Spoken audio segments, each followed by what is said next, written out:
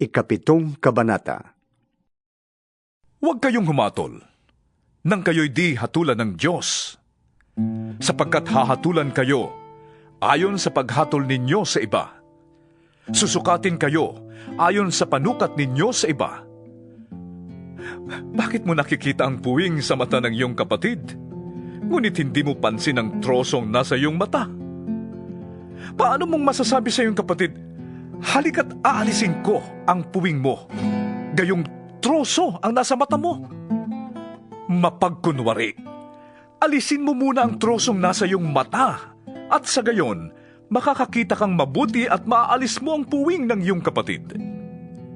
Huwag ninyong ibigay sa aso ang bagay na banal. Baka pagkatapos ay kayo pang balingan nila at sakmalin. Huwag ninyong ihagi sa baboy ang inyong mga perlas, sapagkat yuyurakan lamang nila ang mga yun.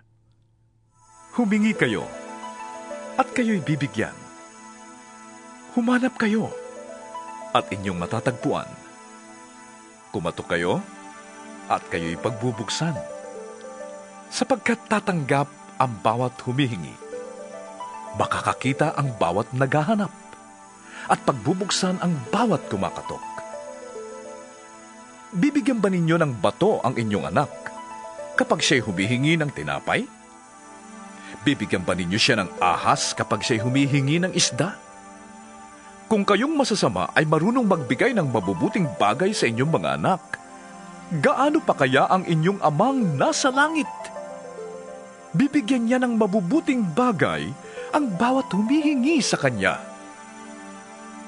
Gawin ninyo sa inyong kapwa ang ibig ninyong gawin nila sa inyo. Ito ang buod ng kautusan at ng mga sinulat ng mga propeta. Pumasok kayo sa makipot na pintuan, sapagkat maluwang ang pintuan at malapad ang daang papunta sa kapahamakan, at ito ang dinaraanan ng marami. Ngunit makipot ang pintuan at makitid ang daang papunta sa buhay, at kakaunti ang nagdaraan doon. Mag-ingat kayo sa mga hindi tunay na propeta. Lumalapit sila sa inyo na parang tupa, ngunit ang totoo ay mababangis na asong gubat. Makikilala ninyo sila sa kanilang mga gawa. Napipitas ba ang ubas sa puno ng dawag o ang igos sa puno ng matitinik na halaman? Mabuti ang bunga ng mabuting puno, subalit masama ang bunga ng masamang puno. Hindi maaaring mamunga ng masama ang mabuting puno, at hindi maaaring mamunga ng mabuti ang masamang puno. Ang bawat punong hindi mabuti ang bunga ay puputulin at itatapon sa apoy. Kaya't makikilala ninyo ang mga hindi tunay na propeta sa kanilang mga gawa.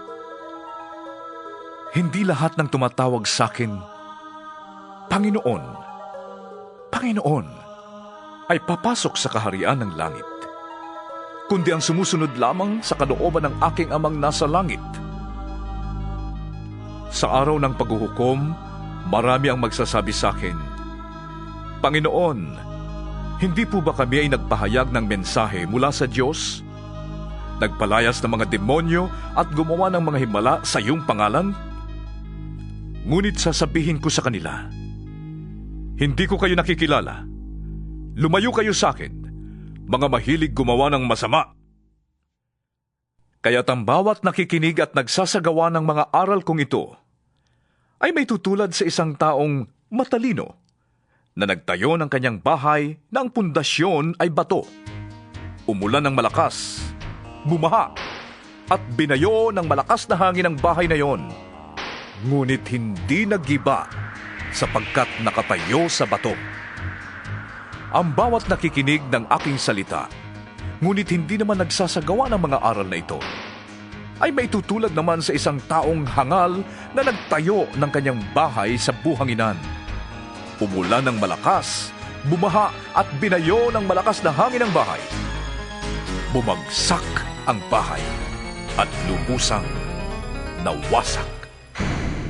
Namangha kay Jesus ang mga tao nang kanilang marinig ang mga turong ito, sapagkat nagturo siya ng may kapangyarihan, hindi tulad ng mga tagapagturo ng kautusan.